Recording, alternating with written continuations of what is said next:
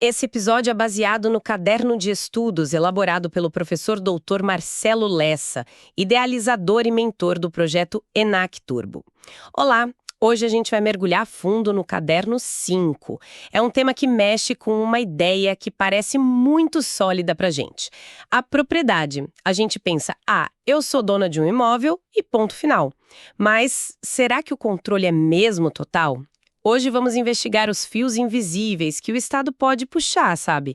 Desde um ajuste pequeno nas regras até tomar a propriedade de vez. Essa é uma forma excelente de colocar a questão. Porque, essa ideia da propriedade como um direito absoluto, intocável, isso ficou lá no passado. A Constituição de 88 trouxe um conceito que mudou o jogo todo: a função social da propriedade. A famosa função social. Exato.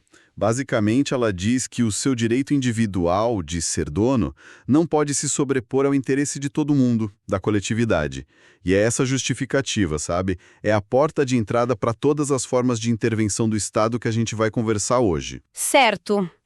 Então, para quem atua em cartório, entender essas intervenções é o pão de cada dia. Uma decisão do governo, seja para limitar a altura de um prédio ou para construir uma nova linha de metrô, uma hora ou outra ela bate na porta do cartório para ser registrada. E aí pronto, a decisão do governo carimba a história do imóvel para sempre. Para a gente organizar a nossa análise, que tal começarmos pelas intervenções mais leves? Aquelas em que o Estado impõe regras, mas você continua sendo o dono do imóvel? Perfeito. A mais comum de todas é a limitação administrativa. Pensa nela como uma regra geral, abstrata, que se aplica a todos os imóveis numa certa área ou situação. O exemplo clássico é o plano diretor de uma cidade, que define, o gabarito de altura dos prédios, a distância que uma casa tem que ter da rua. Ah, entendi. É uma regra para todo mundo. Isso. E como é uma regra geral, que organiza a vida em sociedade, a princípio, ela não gera indenização. O proprietário simplesmente tem que se adequar. Certo, então a regra geral é essa, o proprietário se adapta e não é compensado. Mas, isso parece que pode levar a situações bem justas, né? E se uma nova regra de zoneamento diz que uma área que era comercial agora é de preservação permanente, e o valor do terreno de alguém vai a zero, o Estado pode simplesmente fazer isso e sair andando? Essa é a questão central. E a resposta é não. Existe um limite. O material do professor Lessa destaca isso muito bem. Se a limitação for tão agressiva que ela basicamente aniquila o valor econômico do imóvel, a justiça entende que isso não é mais uma simples limitação, vira uma desapropriação indireta. Desapropriação indireta. Isso. Na prática, o Estado não tomou o bem, mas ele esvaziou o bem de qualquer utilidade econômica. E nesse caso, aí sim, ele é obrigado a indenizar o proprietário integralmente. Entendi. Agora, saindo dessa regra que vale para todo mundo, para algo mais específico. Temos a servidão administrativa. O que seria isso? A servidão é diferente. É quando o Estado precisa usar uma parte específica do seu imóvel para um serviço público e de forma permanente. Não é uma regra geral, é um ônus direcionado. O exemplo mais fácil de visualizar são aquelas torres e cabos de alta tensão que passam por cima de uma fazenda, sabe? Sim, claro. O fazendeiro continua dono da terra, mas precisa tolerar a passagem daquela estrutura de energia. Como aqui o prejuízo é concreto e individualizado, geralmente há uma indenização por essa restrição. Espera um pouco. Se o acordo é só entre o Estado e o proprietário, o que impede esse proprietário de vender o terreno para outra pessoa no dia seguinte, fingindo que nada aconteceu? Como um comprador ia saber que existe essa restrição ali? Ótima pergunta. É exatamente aí que entra o papel essencial do registro de imóveis. A servidão administrativa precisa ser registrada na matrícula do imóvel. É esse ato que dá a ela o que o direito chama de eficácia erga omnes. Erga omnes, ou seja, vale contra todo mundo? Exatamente. Ela passa a valer contra todo mundo, não apenas contra o proprietário original. Sem o registro, se o imóvel for vendido a um terceiro que não sabia da servidão, ele não pode ser obrigado a respeitá-la. O registro é o que dá publicidade e segurança jurídica para todos os envolvidos. Falando em segurança e deveres. E o tombamento? A ideia é proteger nosso patrimônio histórico e cultural. Imagino que ele também imponha restrições bem pesadas. Exato. O dono de um imóvel tombado não pode alterá-lo, não pode demoli-lo. Mas o ponto que mais gera dúvida, geralmente, é sobre a venda. O tombamento não proíbe a venda. O que ele cria é um direito de preferência para o governo que fez o tombamento. Direito de preferência. Sim. Antes de vender para um particular, o proprietário é obrigado a oferecer o imóvel primeiro para a União, Estado ou município, pelo mesmo preço e mesmas condições. Uau! E se o proprietário ignora isso e vende direto para outra pessoa, o que acontece? A consequência é drástica. A venda é nula. Nula? Nula. Não é que ela pode ser anulada depois. Ela simplesmente nunca existiu para o direito. Imagina a situação. Você compra um casarão histórico, paga, se muda, e meses depois recebe uma carta dizendo que, legalmente, você nunca foi o dono. Nossa, que pesadelo. É uma situação gravíssima. Por isso o papel do tabelião aqui é fundamental, né? Ele não pode de jeito nenhum lavrar a escritura sem a prova de que o governo foi notificado e teve a chance de exercer essa preferência. Ok, vamos mudar de cenário um pouco. E quando a necessidade do Estado não é permanente, mas urgente, tipo uma calamidade, uma enchente? Nesses casos de iminente perigo público, surge a figura da requisição administrativa. É o Estado usando seu poder máximo para lidar com uma emergência. Ele pode, por exemplo, tomar temporariamente um hospital particular para atender vítimas de um desastre, ou usar um galpão para abrigar desabrigados. O foco total é resolver o perigo imediato. E a indenização nesse caso? A lógica é, a emergência é agora, os detalhes do pagamento a gente vê depois. O acerto de contas fica para um segundo momento. A indenização só é paga depois do uso, e só, se houver dano. Se o Estado usou o seu balpão e devolveu em perfeitas condições, não há o que pagar. Ah, então isso é bem diferente da ocupação temporária? Completamente. A ocupação temporária não tem essa hora de emergência, de vida ou morte. Ela é uma ferramenta de apoio para uma obra ou serviço público. Por exemplo, o governo vai construir um viaduto e precisa usar o terreno ao lado como canteiro de obras por 2 anos. Não há perigo iminente, só uma necessidade logística. Por isso, a regra aqui é que o uso seja remunerado desde o início. Ok, então até agora a gente falou de situações em que o Estado, digamos, pega emprestado ou impõe regras, mas o dono continua dono. Mas e o botão nuclear da intervenção? O que acontece quando o interesse público é tão grande que o Estado decide que precisa tomar a propriedade para si, permanentemente? Aí entramos na desapropriação, a intervenção mais radical de todas.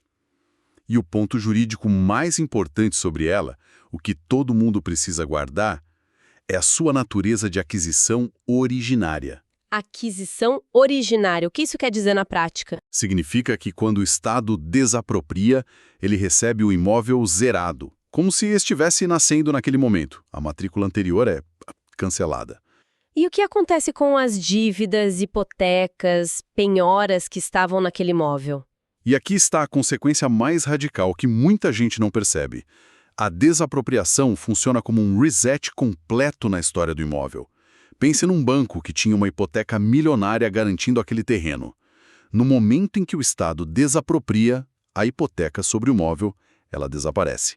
O banco não pode mais tomar aquele terreno. O direito dele se converte numa espécie de fila para receber parte do dinheiro da indenização que foi pago ao antigo dono. É uma mudança de jogo completa. Impressionante. E a regra para essa indenização, imagino, é que seja justa, né? Sim, a regra de ouro é indenização prévia, justa e em dinheiro. Mas... Sempre tem um mas. Sempre tem. A própria Constituição cria exceções para punir o proprietário que não cumpre a função social do seu imóvel. São as chamadas desapropriações sanção. São 3 cenários. O primeiro é no meio urbano. Pensa naquele proprietário que tem um terreno abandonado no centro da cidade só para especulação. O município pode desapropriar. A punição está na forma de pagamento.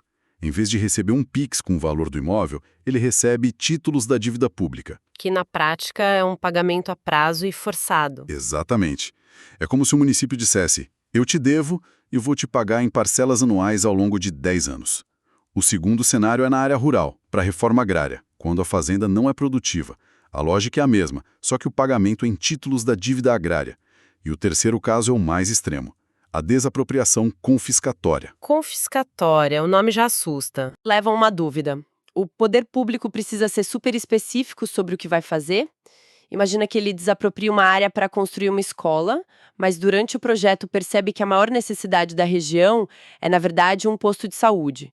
O antigo dono pode chegar e dizer: "Ei, você me disse que era para uma escola", e tentar anular tudo? Não, nesse caso específico ele não pode reclamar. Isso é o que chamamos de predestinação lícita. O Estado alterou o objetivo, sim, mas manteve o bem servindo a um propósito público. Trocou uma finalidade pública, escola, por outra, posto de saúde. É perfeitamente válido. E quando o problema aparece, então? O problema surge quando a predestinação é ilícita. Que seria? Seria se o Estado desapropriasse o terreno para a escola e no fim não fizesse nada, deixasse abandonado. Ou, pior ainda, vendesse para uma construtora erguer um shopping. Aí o interesse público desapareceu. Nesse momento, nasce para o antigo proprietário o direito de retrocessão. Ele pode pedir o imóvel de volta, pagando o valor atualizado, ou processar o Estado por perdas e danos. Entendi. Então, a predestinação ilícita é o Estado agindo de forma pontual e errada com o imóvel. Mas e quando o Estado quer evitar esse tipo de problema e pensar na cidade de forma organizada, planejada? É aí que entra o direito urbanístico, certo? Como uma forma de intervir antes que o problema aconteça? Perfeita conexão. O direito urbanístico é exatamente isso. É o conjunto de ferramentas para planejar o uso e a ocupação do solo, garantindo a função social da cidade como um todo.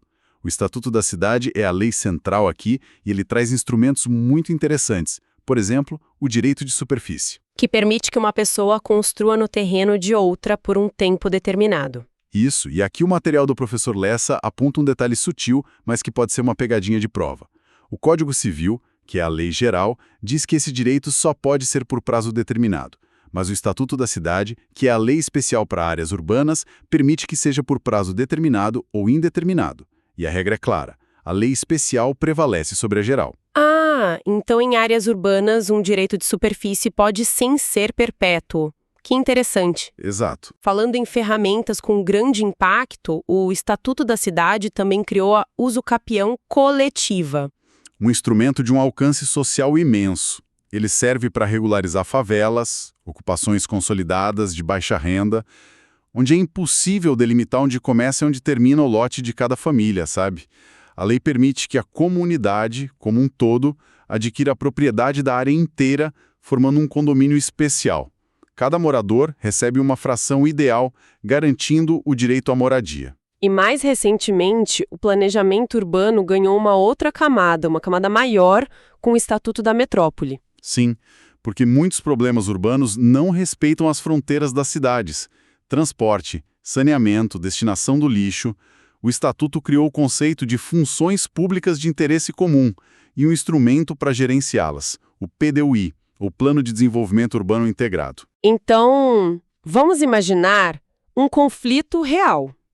O prefeito de uma cidade na região metropolitana quer aprovar um condomínio de luxo numa área verde para aumentar a arrecadação. Mas o plano metropolitano, o PDUI, diz que aquela área é vital para proteger a água que abastece toda a metrópole. Quem ganha essa briga? O Plano Metropolitano ganha. A lei estadual que aprovou o PDUI se sobrepõe ao plano diretor do município, do prefeito. Nesses temas de interesse comum, a visão do todo, do bem-estar de milhões de pessoas que dependem daquela água, vence o interesse local daquela única cidade. Excelente! Para a gente amarrar tudo isso, vamos a um caso prático que o material propõe? Uma concessionária de energia instala uma servidão subterrânea. Ela faz um acordo com o dono, paga uma indenização, mas não registra na matrícula do imóvel. Anos depois, o terreno é vendido a um comprador de boa-fé. Ele consulta a matrícula, vê que está tudo limpo e fecha negócio. E agora? Esse caso é perfeito porque ele conecta tudo que a gente falou sobre registro. A resposta é que a servidão não pode ser imposta ao novo dono. Como ela era subterrânea, não havia sinais visíveis da sua existência. E como não estava no registro, legalmente para o mundo ela não existia. O comprador confiou no que dizia o documento público, a matrícula. Isso mostra, na prática, o poder do registro para garantir a segurança jurídica. O que não está na matrícula, em regra, não pode prejudicar quem age de boa fé. Fica muito claro, então, se a gente fosse resumir os pontos de maior atenção de hoje, as fichas para guardar seriam: primeiro, desapropriação funciona como um reset, limpando a matrícula de dívidas e ônus antigos. Isso, fundamental. Segundo, a venda de um imóvel tombado sem notificar o governo é nula. É como se nunca tivesse acontecido. Exato, nulidade absoluta. Terceiro, a palavra-chave para requisição é iminente perigo público, é uma medida de emergência. Perfeito, essa é a chave. E quarto, em temas metropolitanos, o plano da metrópole, o PDUI, está acima do plano diretor do município. Exatamente. E como reflexão final, inspirada no que o professor Lessa propõe, acho que podemos enxergar que o trabalho feito em um cartório vai muito além da técnica. Ao registrar uma servidão que leva luz a um bairro, ao regularizar uma comunidade por meio da uso-capião coletiva, o serviço extrajudicial está, na verdade, construindo a cidade. É um instrumento de pacificação social e de concretização do direito à moradia.